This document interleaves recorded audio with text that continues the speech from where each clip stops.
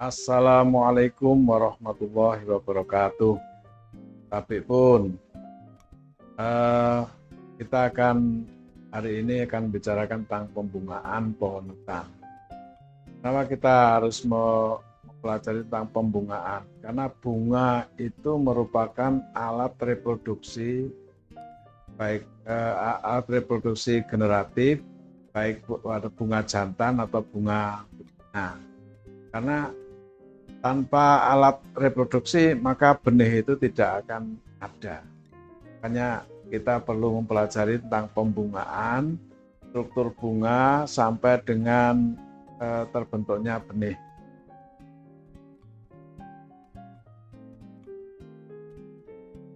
Untuk capaian pembelajaran mata kuliah teknologi benih pohon hutan, ini adalah mahasiswa dapat menjelaskan tentang pembungaan pada pohon hutan. Proses terjadinya benih dan faktor-faktor yang mempengaruhinya. Ada proses yang namanya proses fase vegetatif dan fase reproduktif pada tanaman. Siklus hidup pohon dapat dibagi menjadi dua fase besar, yaitu fase vegetatif dan fase reproduktif. Fase vegetatif atau dikenal dengan fase juvenil. Kemudian yang kedua ada transisi dari juvenil menuju ke dewasaan. Kemudian yang ketiga adalah fase reproduktif. Setelah dewasa kemudian melakukan yang namanya reproduksi. Kita akan mulai dari fase vegetatif atau fase juvenil. Pengertiannya adalah tentang bahwa fase vegetatif ini interval waktu selama tanaman tersebut belum mampu bereproduksi atau membentuk biji, itu yang namanya fase vegetatif. Karakteristiknya adalah diawali dengan pembukaan tunas dan perluasan sel meristem apikal. Sel meristem apikal itu sel untuk reproduksi, kemudian yang di ujung apikal. Semua proses yang berlangsung dalam tubuh tanaman ditujukan untuk pertambahan jumlah dan volume sel meristem pada titik-titik tumbuh tanaman. Dan yang ketiga adalah pertumbuhan meninggi dan pembentukan tunas-tunas pucuk mendominasi proses pertumbuhan. Ketika terjadi proses fase reproduksi, maka kegiatan-kegiatan pembentukan bagian-bagian dari tubuh yang lain itu berhenti dulu. Kenapa berhenti? Karena untuk mengkonsentrasikan pada fase reproduksi itu. Kemudian pengertian dari transisi juvenil menuju dewasa ini adalah transisi menuju tingkat dewasa pada umumnya berlangsung secara bertahap. Jadi tidak langsung dewasa tapi secara bertahap. Dan dalam satu pohon tertentu tidak semua karakteristik juvenil itu berubah pada tahap yang sama. Itu tidak mengalami perubahan atau bisa mengalami perubahan tergantung dari jenisnya dan juga fasenya. Tanda fisik sebagai indikator terjadi transisi adalah pertumbuhan meninggi makin lambat. Kenapa? Karena persiapan fase reproduksi itu tidak mengalami pertumbuhan lagi. Kemudian ruas-ruas yang tersusun internodia itu menjadi semakin pendek. Dan ciri yang berikutnya adalah titik tumbuh mulai melebar. Dan ujung batang membentuk kerucut tumpul. Itu ciri-ciri fisik masa transisi itu seperti itu. Kemudian yang berikutnya adalah fase reproduktif.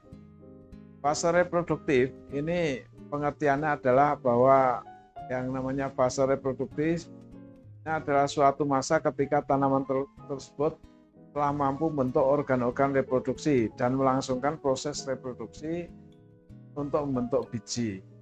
Karakteristiknya adalah terjadi setelah pertambahan jumlah dan volume sel memadai. Kalau pertambahan jumlah dan volume sel itu belum memadai, ya belum terjadi proses reproduksi. Nanti mencapai jumlah primordial tertentu yang memungkinkan tanaman untuk mulai berbunga. Ini ditandai dengan stabilnya pembelahan sel. pola pembelahan berubah untuk membentuk meristem lateral. Kemudian tercapainya ukuran efek ukuran atau size effect, ukuran tertentu yang berhubungan dengan kemampuan tanaman mengatur penyerapan, suplai, dan alokasi tanaman. Kemudian tercapainya endogenous timing, jadi umur tertentu yang secara genetis berhubungan dengan kesiapannya untuk berbunga. Kemudian setelah itu ciri yang karakteristik yang lain adalah tercapainya keseimbangan hara dalam tanaman. Itu beberapa karakteristik fase reproduktif. Jadi dalam karakteristik fase reproduktif ini, kalau pertambahan jumlah dan volume itu sudah memadai, itu baru terjadi proses reproduksi. Kemudian pembelahan sel mengalami kestabilan. Jadi tidak bertambah ke atas, tapi bertambah ke meristem lateral. Kemudian tercapainya size effect. Kemudian tercapainya endogenous timing, jadi umur tertentu yang secara genetis berhubungan dengan kesiapan untuk berbunga. Sekarang tentang pembungaan. Proses pembungaan ini mengandung sejumlah tahap penting yang semua harus berhasil dilangsungkan untuk memperoleh hasil akhir, yaitu berupa biji. Masing-masing tahap itu dipengaruhi oleh faktor-faktor internal dan eksternal yang berbeda. Adapun tahap-tahap pembungaan itu mulai dari induksi bunga, inisiasi bunga, perkembangan kuncup bunga menuju antesis, kemudian antesis, penyerbukan dan pembuahan, kemudian perkembangan buah muda menuju kemasakan buah dan biji. Itu proses tahap-tahap proses pembungaan. Artinya kalau setiap pembungaan pohon tertentu itu lamanya bisa bermacam-macam, bisa berbeda-beda. Tapi tahapannya melalui tahapan mulai dari induksi bunga sampai dengan perkembangan buah muda menuju kemasakan buah, itu mesti ada. Ada bunga mekar itu juga harus ada. Mulai dari pertama adalah induksi bunga. Induksi bunga atau evokasi ini adalah tahap pertama dari proses pembungaan, yaitu tahap ketika meristem vegetatif diprogram untuk mulai berubah menjadi meristem reproduktif. Jadi ada program untuk program dalam pembungaan itu ada. Tadinya meristem vegetatif, kemudian diubah menjadi meristem reproduktif. Kenapa seperti itu? Ini karena memang harus menuju ke meristem reproduktif. Jadi, dalam meristem reproduktif itu menghasilkan calon-calon bunga. Jadi bukan hanya bagian dari vegetatif yang lain. Kemudian semua terjadi di dalam sel. Kemudian dapat dideteksi secara kimiawi dari peningkatan sintesis asam nukleat dan protein yang dibutuhkan dalam pembelahan dan diferensiasi sel. Artinya bahwa dalam induksi bunga ini semua terjadi di dalam sel. Kemudian yang berikutnya adalah inisiasi bunga. Adalah tahapan ketika perubahan morfologis menjadi bentuk kuncup reproduktif, mulai dari terdeteksi secara makroskopis untuk pertama kalinya, bisa diindra dengan mata. Itu kalau sudah inisiasi bunga, karena memang sudah kelihatan ada calon bunga. Kemudian yang berikutnya adalah transisi dari tunas vegetatif menjadi kuncup reproduktif.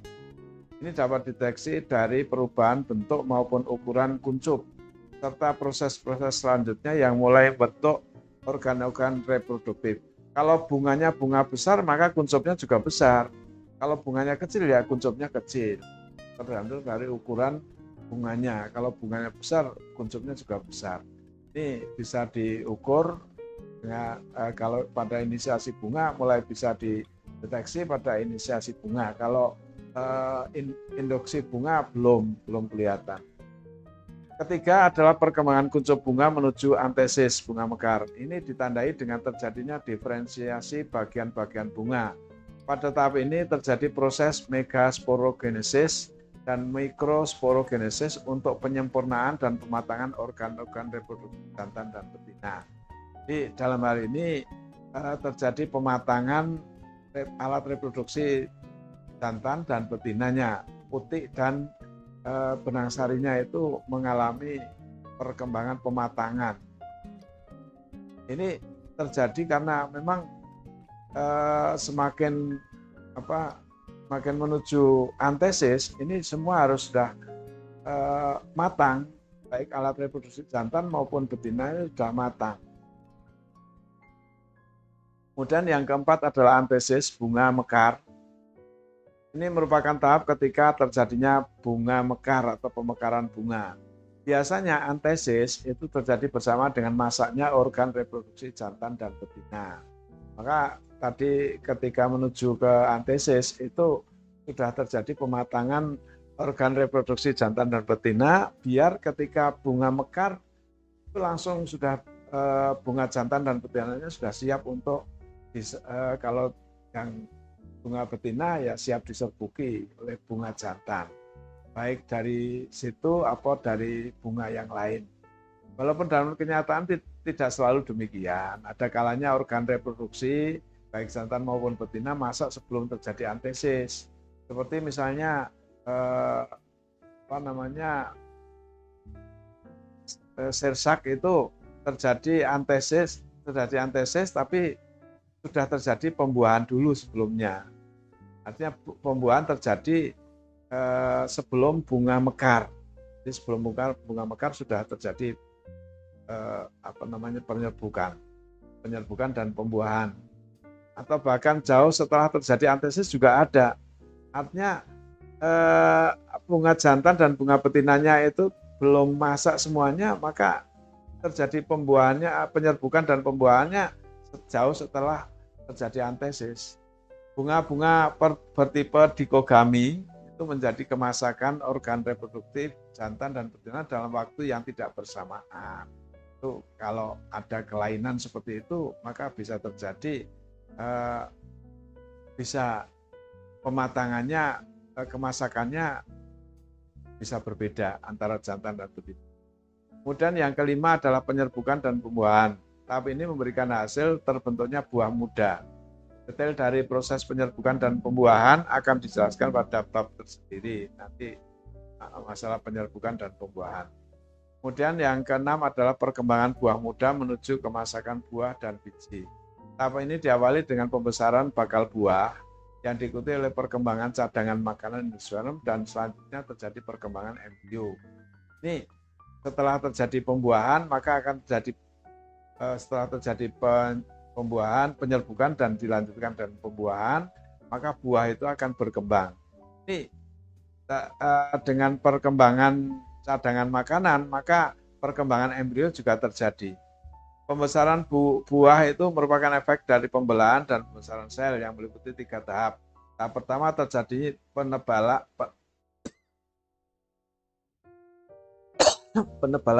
pada perikarp oleh adanya pembelahan sel. Tahap kedua itu terjadi pembentukan dan pembesaran vesikel berair. Kemudian biasanya terjadi pada buah-buahan fleshy. Yang tahap ketiga ini tahap pematangan, biasanya terjadi pengkerutan jaringan dan pengerasan endokarp pada buah-buah yang dry. Selama tahap-tahap itu terjadi, jadi pula akumulasi air dan gula hingga pada tahap ketiga buah telah mengandung 80-90% air dan 2-10 atau 20% gula. Jadi 2-20% gula. Itu terutama pada buah buah yang berdaging. Dan kalau tahap ketiga itu untuk buah yang berkerut itu adalah buah yang kering. Ini contohnya pada Eucalyptus felita tentang inisiasi bunga. Jadi, inisiasi bunga terjadi sebelum 29 hari dan menuju antesis itu sebelum 39 hari. Kemudian penyerbukan dan pembuahan sebelum 5 hari dan perkembangan buah dan buah muda menuju kemasakan buah dan biji itu sebelum 65 hari. Jadi total mulai dari evokasi atau induksi bunga itu selama 302 hari. Ini Eucalyptus belita. Ini gambarnya contoh tentang inisiasi bunga dan perkembangan pucuk bunga. Kelihatan ada bunganya, inisiasi bunga. Inisiasi bunga itu seperti itu, kemudian terbentuk kuncup. Ini pada inisiasi fase 1H, itu kelihatan ada kuncup bunga. Kemudian fase kedua perkembangan bunga menuju antesis, ini kita melihat bahwa yang tadinya adalah berupa inisiasi bunga, kemudian setelah itu perubahan menuju perkembangan bunga menuju antesis. Ini dapat dilihat di situ. Kemudian yang berikutnya setelah bunga mekar atau antesis terjadi penyerbukan dan pembuahan. Kelihatan terjadi pembuahan yang tadinya bagian-bagian bunganya ada, kemudian pada 3D itu sudah tidak ada bagian-bagian bunga, mahkotanya nggak ada, kemudian benang sarinya rontok karena sudah membuahi. Ini tentang penyerbukan dan pembuahan.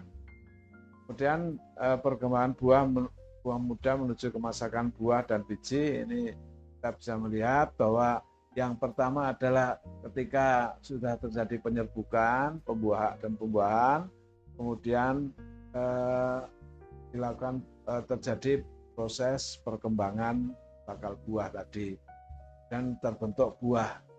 Jadi pada Eucalyptus belita ini terjadi buah Eucalyptus belita. Nah, itu gambaran tentang perkembangan bunga mulai dari induksi bunga sampai dengan kemasakan buah dan biji. Ya, saya kira itu aja yang penting. Nanti suatu ketika akan saya bawakan bunga.